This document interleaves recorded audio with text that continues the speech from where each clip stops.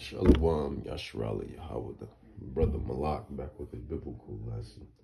This one is dubbed Yahweh Bahashim Yahweh Shai is bringing World War III. This is the subject matter.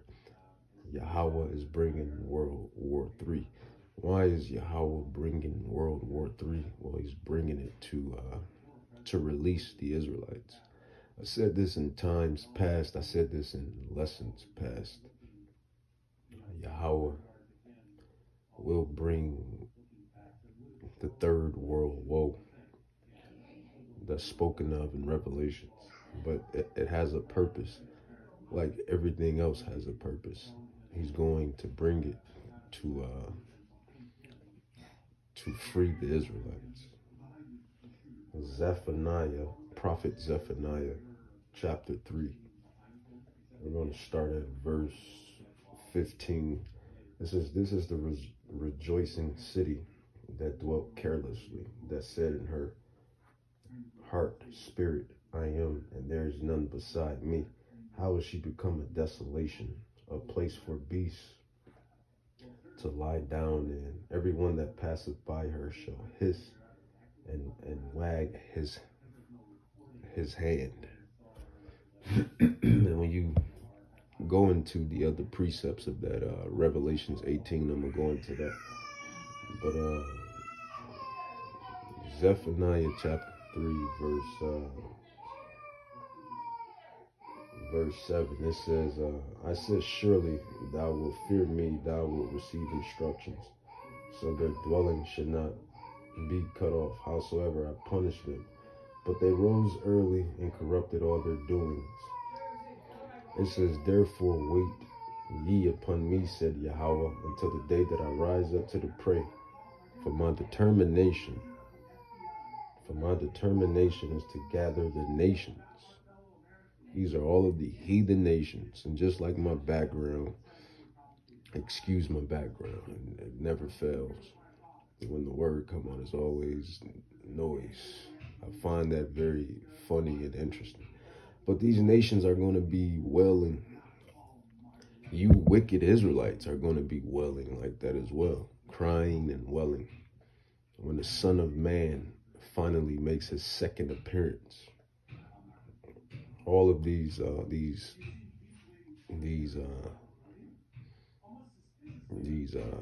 individuals are going to be wailing and crying like that, man. When judgment finally commits, the great judgment. But Zephaniah chapter 3, verse 1, it says, woe to her that is filthy and polluted, to the oppressing city. And you can tie that into to the modern Babylon, the modern Egypt, the modern Rome, Greece, which is modern day, Babylon, USA. You could tie all of these ancient kingdoms into this kingdom of today. You see, the true prophets understand this and see this throughout the different prophets that that wrote future prophecies. So that's Zephaniah chapter 3, verse 8. I'll ring it off again. It says, therefore wait ye upon me, said Yahweh, until the day that I rise up to the prey, for my determination is to gather the nations. That's all of the nations that have taken crafty counsel against the children of Israel and the children of Judah, both kingdoms. That's according to Psalms 83, 1 through 6. Psalms 83, 1 through 6. They have taken crafty counsel against thy hidden ones. They have said, come and let us cut them off from being a nation, that the name of Israel may be no more in remembrance. Roughly paraphrased. So he's gonna grab these nations. He's gonna come up to the prey. Or he's gonna make these nations pray for what they have done to his people, to us, to the Israelites. It says, therefore wait ye upon me, said Yahweh, until the day that I rise up to the prey. For my determination is to gather the nations. that I may assemble the kingdoms to pour upon them my indignation. Indignation is righteous anger. Indignation, righteous anger. It says, even all my fierce anger, for all the earth shall be devoured with the fire of my jealousy. So that's what's coming, man. That's what's pending. Let's grab another prophecy. Let's grab. We're gonna go to the other prophet, man. Prophets, precept prophets. The prophets, precept prophets. Precept upon precept. It says Joel chapter 3. It says, for behold, in those days, prophet Joel. We was just in the book of prophet Zephaniah. Now we're in the book of prophet Joel. It says, for behold, in those days and in that time, Salakia. For behold, in those days and in that time, when I shall bring again the captivity of Judah, which is the southern kingdom, Negroes, blacks, Haitians, Jamaicans. It says, in Jerusalem, which is the northern kingdom, Puerto Ricans, Dominicans, Mexicans, Cubans, Colombians, etc., etc., etc.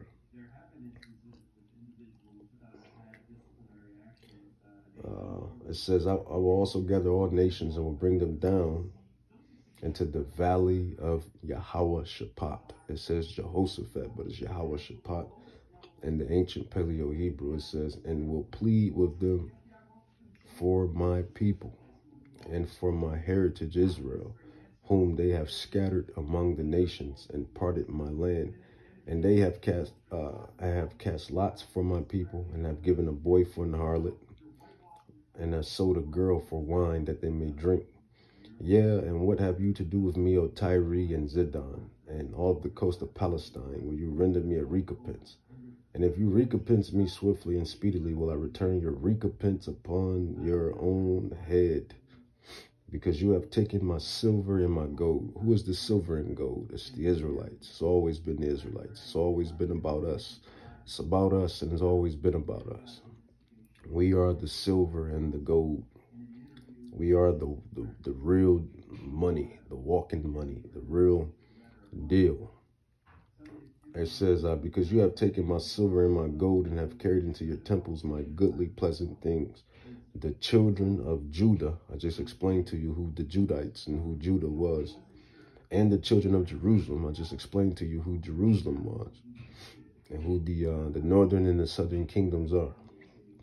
It says, you have sold into the Greeks, the Grecians, the Greeks, the Edomites. And when you really do your history, the Edomites are really not the original Greeks anyway. The original Greeks were a melanated people. But you have sold into the Grecians, the Greeks, that you might remove them far from their border. Behold, I will raise them up out of the place whether you have sold them. So all of these lands that we have been dispersed and scattered unto, via prophecy, Yahweh, Bahashem Yahweh Shai is going to rise us up and pull us from all of these lands throughout the four corners. And you see that happening now on a spiritual level. It says, behold, I will raise them up out of the place whether you have sold them, and return your recompense upon your head. And I will sell your sons and your daughters into the hand of the children of Judah, and they shall sell them. So you kind of get the gist of what this is getting into. But Joel chapter 3 verse 9, it says, proclaim ye this among the heathens, the Gentiles, prepare war. This is that World War III, the World War Woe. It says, proclaim ye this among the Gentiles, all of the Gentile nations, all of the heathen nations that have taken crafty counsel against the children of Israel and the children of Judah, both parties, so to speak. It says, proclaim ye this among the Gentiles, prepare war. Wake up the mighty men, let all the men of war draw near, let them come up. Beat your plowshares into swords and your pruning hooks into spears. Let the weak say, I am strong. Assemble yourselves and come, all you heathen, you Gentiles. It says, and gather yourselves together round about thither, near. Cause thy mighty ones to come down, O Yahweh. Let the heathen be weakened and come up to the valley of Yahweh Shaphat. Let the heathen be weakened and come up to the valley of Yahweh Shaphat. This is prophecy. Yeah, this may sound harsh, but it's prophecy. We were set up to preach and prophesy the prophecy. That's why no one ever really liked the prophets like that. Because the prophets always spoke the truth, nothing but the truth. And when they come with a message or came with a message, it was always some doom and gloom. You know, party pooping. You know, we hate to be the bearers of bad news, but in all actuality, we're the bearers of good news to the elect. It says, assemble yourselves and come, all you heathen, and gather yourselves together round about thither, because thy mighty ones come down, O Yahweh. Let the heathen be weakened and come up to the valley of Yahweh Shaphat, for there will I sit to judge all the heathen round about. So this is why World War III is going to happen. It is coined by Yahweh, by Hashem Yahweh Shai. Just a precept again, Yahweh says that Babylon has been a golden cup in Yahweh's hand, who weakened the nations. That's going into the king of Babylon in Isaiah 14. And let's go into actual Babylon, the beast system. It's prophecy. It's prophecy. It says Revelation chapter 18. Now I'll start at verse 4. It says, and I heard another voice from heaven saying, come up out of her, my people, that you be not partakers of her sins, and that you receive not of her plagues.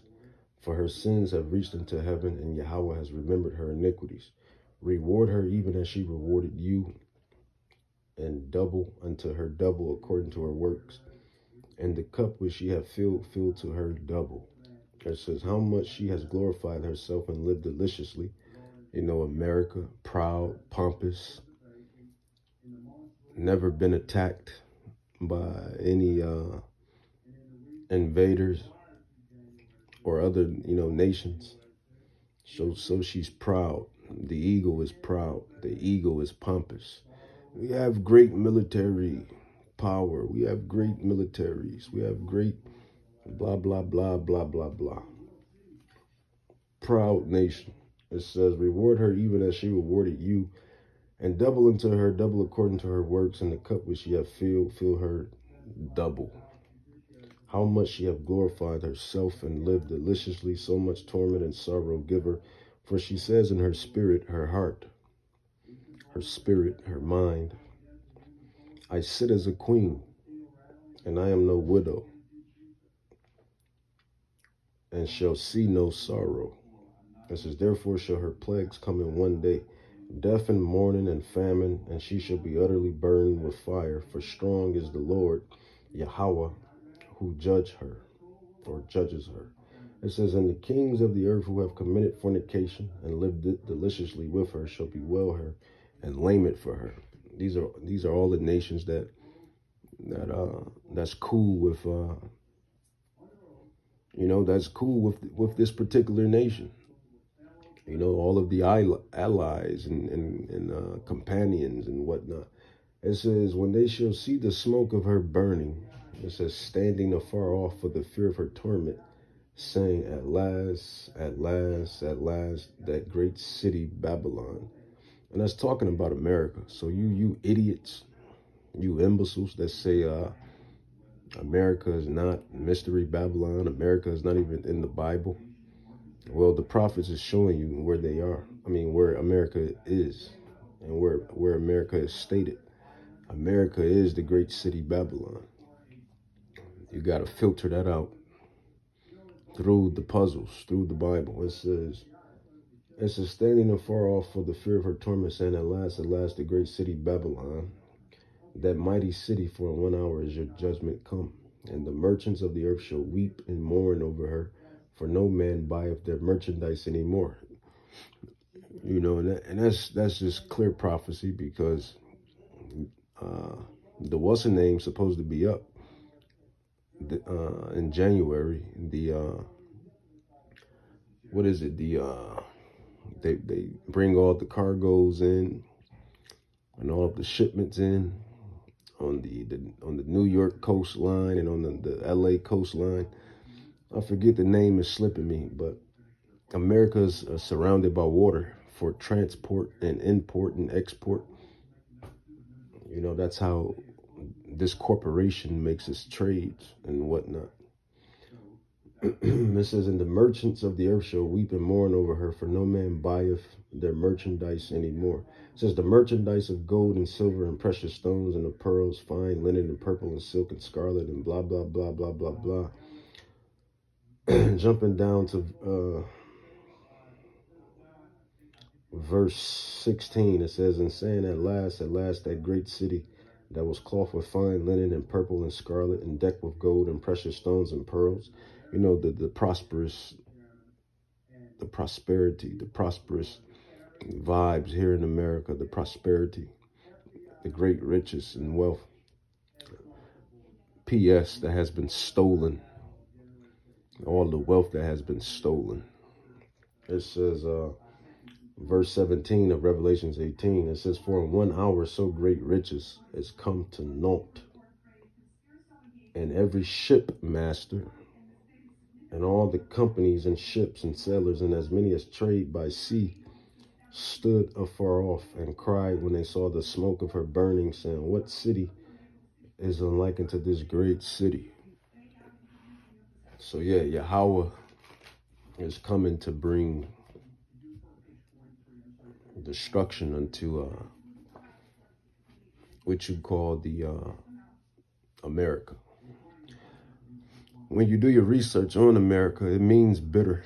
When you do the etymology on the word, America means bitter. And how was this place created? It was created bitterly. It's going out bitterly. Nobody gets away scot-free.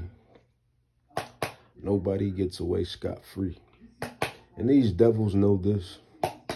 This is why they're, everyone is loading up on their ammunition, loading up on their guns, loading up on their foods and their bunkers and $1 million bunkers, luxury bunkers, and loading up on stocks and etc., etc., because the prophecies will commence. But further, more prophecies. Isaiah chapter 14 speaks of the king of Babylon, Dr. Evil, Dr. Edom, and Babylon itself, and how Yahweh, Bahashem Yahweh Shai, is going to throw the eagle, is going to throw Babylon, which is modern day America. And a lot of people know this now. Why? Because the prophets are spreading the gospel, teaching the gospel, preaching the gospel, and we have revealed the secrets and the mysteries into y'all. This is why y'all acting like y'all know, like y'all already knew. But the prophets, the scholars, the apostles, the teachers, we have told you what's to come and what it is, by the Ruach HaKodesh from Yahweh, Bahashem Yahweh Shai. We have been able to filter these prophecies and prophesy. So yeah, man, Yahweh is bringing World War III. Why is he bringing World War III? I think that is, I already explained why, but Prophet Isaiah states it a little better. States it way better. Prophet Isaiah.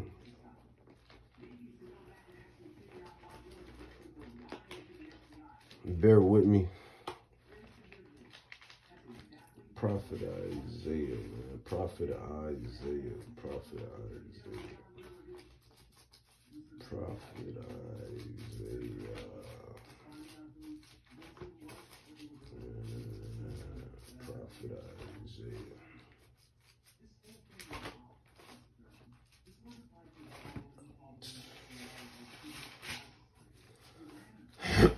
Salak.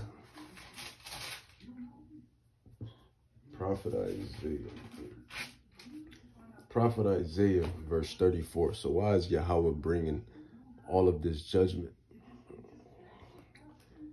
Isaiah chapter 34, verse 8, it says, for it is the day of the Lord's vengeance.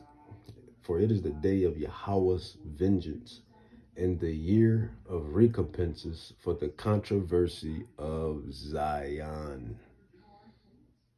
So all of that shit y'all did to the Israelites, yeah, man. For it is the day of the Lord's vengeance, and the year of recompenses for the controversy of Zion. With that, I'm going to say, Kol Halam La Yahweh, Bahashem Yahweh Shai, Bahashem Rakak Kadash. The spirit is just rolling, so just rolling with the spirit, man.